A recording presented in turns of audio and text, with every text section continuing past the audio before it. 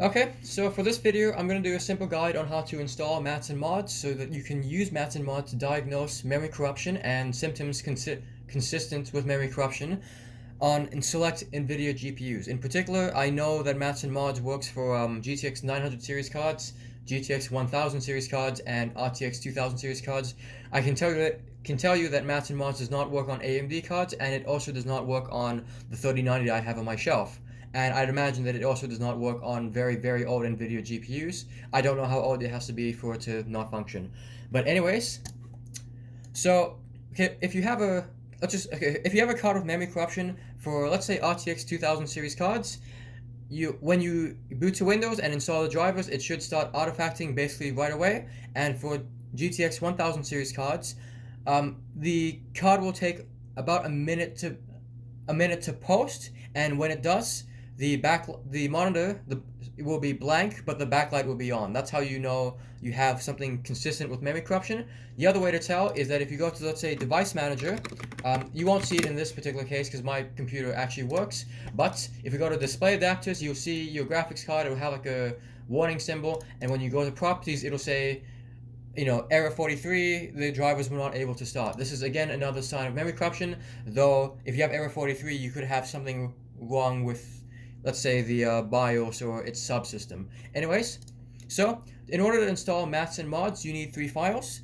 I have all 3 files on a Google thumb drive, which I will link in the description. So without further ado, let's go ahead and download. Once you, of course, navigate here, we'll download the 3 files. So first we're going to download mats.img. This is the old version of mats. It works fine, but like I said, it's old. We'll have to update it. We're also going to download Rufus. Rufus is used to create bootable USB thumb drives. We will need this if we want our computer to boot and and run mats and mods. And then finally, we need the newer version of mats and mods, or at least the newest version I have, which is 400.184,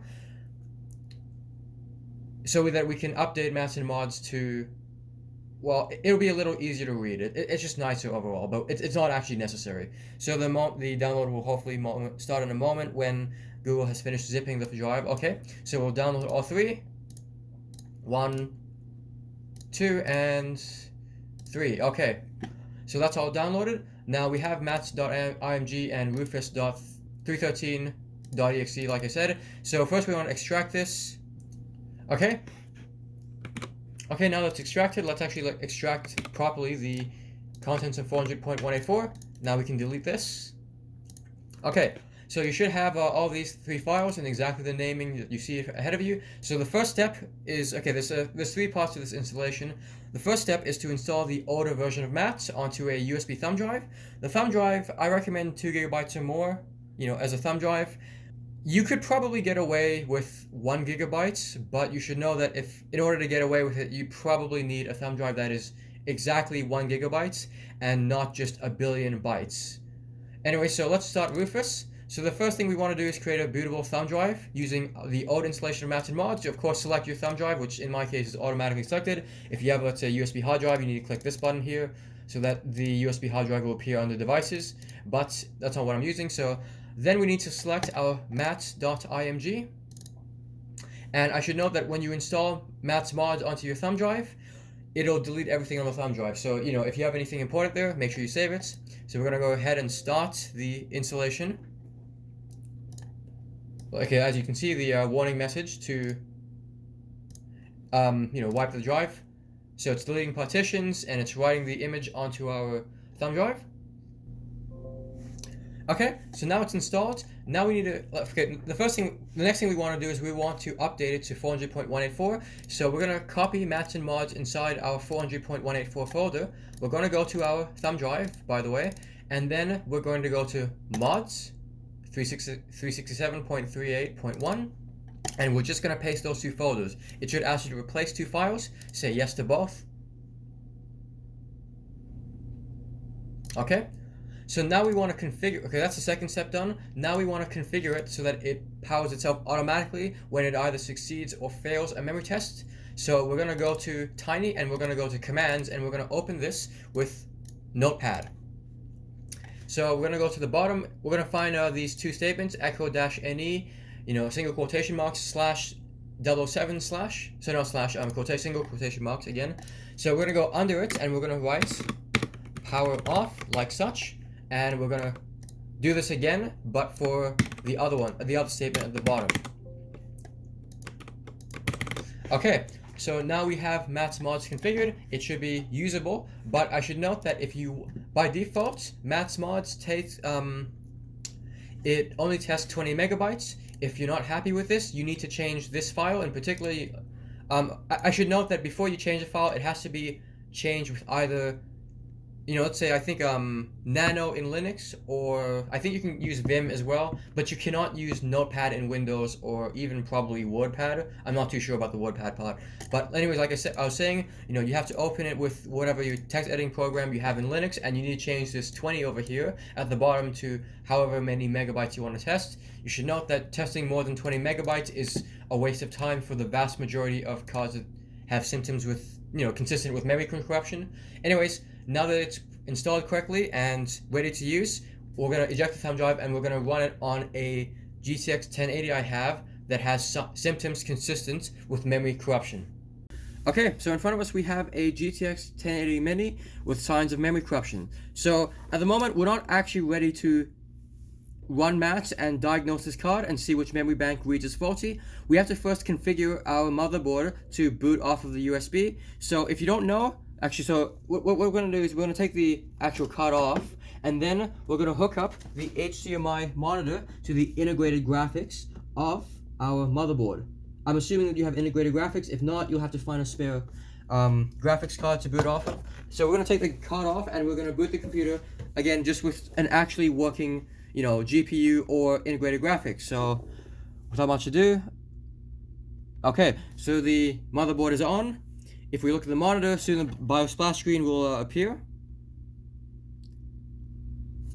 And we're going to get into the BIOS by pressing delete or F2. When it appears, there we go. Okay, so we're in the BIOS at the moment. So if you look at the BIOS, you may notice that at the very, you see that there's this thing called boot priority. So every BIOS has an order in which it tries to boot, whatever operating systems you have, it has an order in which it tries to boot it. So we want to make sure that, in this case, that, the USB flash drive is the first thing it tries to boot if it finds that the USB flash drive is present. So we're going to change the boot order. So let me just quickly navigate over. So as you can see, we have the hard disk first and then my Samsung SSD. We're going to move our flash drive to the very left, so that the flash drive comes before the SSD, and then we're going to go into our setting, so our BIOS options, and we're going to save this, and not discard. We're going to save the changes and then reboot. However, now that we've saved it, we're not actually done. We want to make sure that it actually functions properly. So we're going to try to run Matt off of the iGPU. It'll fail, obviously, but at the very least, it'll at least try to run Matt, fail, and then it'll power itself off. That's what we want to see. So if you can see that it says booting from the Linux kernel. That's fine. So it'll keep going. It won't detect the device, and then it says power off at the bottom, and then it powers off. So we have a working Matt installation. Now, oh, by the way, you also have to configure your BIOS so it tries to run off of an external GPU, not external, but a dedicated GPU. When it detects one on the motherboard, sometimes you have motherboards that tries to boot off the iGPU even when a dedicated GPU is connected. So now that we've verified that Matt works properly, we're going to hook up our GPU, power cables, and we also want to make sure that the display is hooked up to the actual GPU itself. This is essential. So now we're going to boot the card. I just want to point out that the symptoms that I'm about to describe are mostly for GTX 10 series GPUs. If you have a graphics card from a different generation, and it has memory corruption, then it should have symptoms that are a little bit different from what you're about to see. Okay, so this will take some time. So the way these cards with memory corruption work, I'm not sure if you can see, but you'll notice that the LEDs are on. After a moment, when it tries to initialize, yep, there we go, the LEDs will turn off. So it'll stay off for probably roughly a minute or so. And okay, so you see there's an orange light. This means that the monitor is on standby. After a minute or so, the orange light will turn white to signify that the monitor is turning on and powering on, and there'll be the backlight of the monitor will turn on, but there will be no image. So at the moment, we just have to wait for the actual LED to turn on first. Like I said, this will take a minute. And actually, okay, there we go. We have a white light on the monitor. I'm not sure if you can see, but the backlight is actually on now, I think. Or no, it's not. But the LED light for the GPU is, it's on. And if we look at the monitor, the backlight should turn on in a moment. Or is it on already? I can't even tell, actually. Too much light. Yes, the backlight is actually on. Yep, I can see it. Okay, so yeah, like I said, the backlight turned on earlier. So at the moment, it's actually running maths. So we're just going to leave it for now. After, depending on how many errors you have, this could take anywhere between 30 seconds to 20 minutes, depending on, like I said, how many errors you have on the actual card. So I'm just going to cut straight to the report that it will have. So anyways, after the computer shuts off, you want to stick your maths thumb drive into your computer so you can go ahead and read the report, which you'll see in a moment. Okay, so I have my USB flash drive with maths in it inserted into my computer. So we're going to go ahead and open it, and in particular we're going to go to mods, and then under mods we're going to find report.txt. So let me just make it smaller so that it's easier to see, easier to read as well, I should say. So if we look at report.txt, we will see that, okay, we do have write errors, and in particular we have it on bank B0. So looking over at the failing bits, you'll see that the failing bits range from 0 to 31. So this is actually the entire bank itself is failing. And if we look at the actual errors themselves, they seem rather random. The number, the actual, the rereads. Like I said, they seem kind of random. So I'm just looking at this report, and I can't but help think that, it's almost like the bank itself is not attached to the board or not getting power. In either case, though, we're going to have to, at the very least, reball it, if not switch it out. So now let's go over to the actual card itself so we can identify which bank is B0. Okay, so now that we have the card assembled, you may remember that we have errors on bank B0. So the way to check the order, so basically the order, okay, when you want to identify which memory bank is bad, you need to start by identifying the top left of the GPU. Now, you might be inclined to think that this is the top left of the GPU, given that it's the top left of your viewing.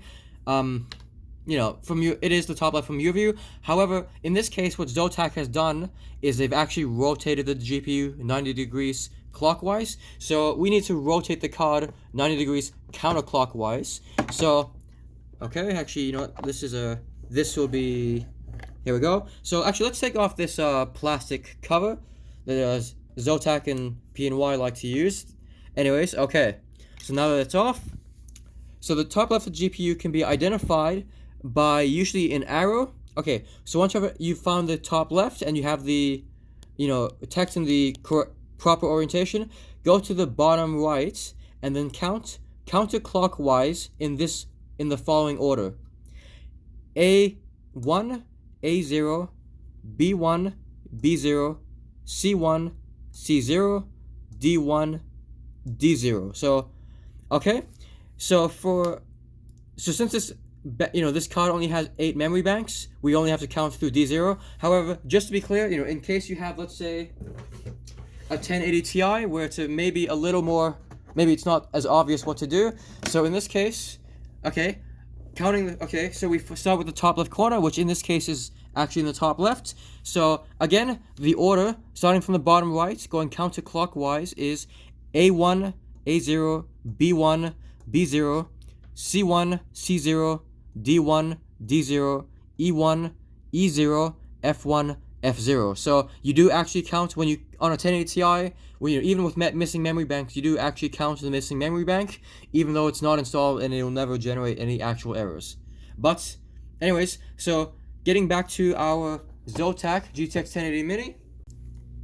Okay, so as you can see, I've removed the memory bank. We're gonna go ahead and rerun maths to confirm that this was the actually faulty memory bank. So I'm going to turn the computer on, we're going to let maths run, and in a moment we'll reread the new report with our missing memory bank. Okay, so you're actually looking at the new report now. So you may notice that it also has 1,974,144 errors, just like the old report on the left. I find this a little amusing. So I mentioned earlier that it's almost like the bank itself was not installed when it was actually installed. Again, the failing bits are the same. Anyways, you can tell it's a different reports because if we look at B0, sorry, not B000, the first bit of bank B0, it has 1,027,000 errors. But if we look the first bit on the other report, it has 947. So it is a different report, and so the old one is on the left, the new one is on the right. So like I said earlier, it's almost like the bank was never installed or not getting power. So I'm suspicious that, changing the bank out will actually do anything. But in either case, we're gonna reball it anyways, and we're gonna reinstall it and see if if the card performs any better. Okay, so as you can see, I've gone ahead and installed a new memory module. So on this card, the memory modules are D9. They have the marking D9 VRK. This is made by Micron, GDDR5X, of course. I've gone ahead and used D9 VRL from a 1080 Ti, as I don't have any D9 VRK. And actually, so basically the way this memory works is that, okay, when Micron makes GDDR5X, they have to bin it. Some modules can only be used at 10 gigabits per second, per pin, and others can only be used at 11 gigabits per second. So on the 1080, it's usually, I believe it's either usually or always 10 gigabits per second, while on the 1080 Ti, it's almost always 11 gigabits per second, except for some very rare variants of the 1080 Ti, which have 12 gigabits per second. So you can take a memory module from, a 1080 Ti and use it on a 1080, but you cannot take a memory module from a 1080 and expect to have it run on a 1080 Ti. But anyways, since we've changed the memory module, let's just first check for a short. You should, after you change a component, especially these VGA components, you should always check for a short. So checking this capacitor here, we have 77 ohms. I'm not sure how easy it is to read. So we don't have a short, that's good. I just want to be clear that I'm checking for a short on the memory phase. So sometimes when you reinstall these memory modules, one of the solder balls for the power delivery will get stuck to one of the solder balls for ground, and you'll have a short to ground on the memory phase. Now let's go ahead and power on the card.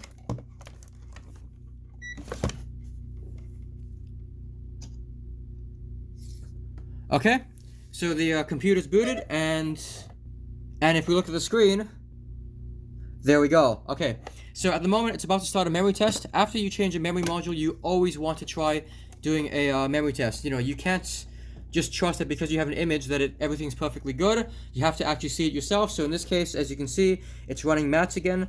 So far everything looks perfectly good, but we're gonna I'm gonna let this finish on its own. I don't want to waste your time. So as soon as the memory test finishes, I'm gonna put the cooler back together, and we're gonna stress test it in games and whatever. Okay, so as you can see, the card's is running a game at the moment. It's been running a game for about an hour now, which for a card that previously had memory corruption is usually long enough. So, okay, so sometimes when you change memory modules, they can die again after, some extended period of time, a month even. But in this case, I think we're good. The fact that we didn't. So, anyways, actually, the reason why they die again is because sometimes they don't have faulty memory, they have faulty memory controllers, and just changing the memory module is a temporary band-aid. But in this case, I think we're perfectly good, given that the entire memory module wasn't able to be read. And, well, okay, so for these cards that have memory corruption, what you really want to look out for is artifacting. So sometimes, you change the memory module, and if there's still lingering amounts of memory corruption around, the card will artifact and die under load after some short amount of time. Usually, 20-30 minutes is enough. So in this case, since we've been running a game for an hour, and since everything looks good in GPU-Z, I'm gonna go ahead and say that the card is fixed. I hope that watching this guide has taught you something, in particular that I hope you are now at least able to, check if a card has symptoms consistent with memory corruption. Otherwise, thank you for watching the video, and hopefully I'll see you in the next one.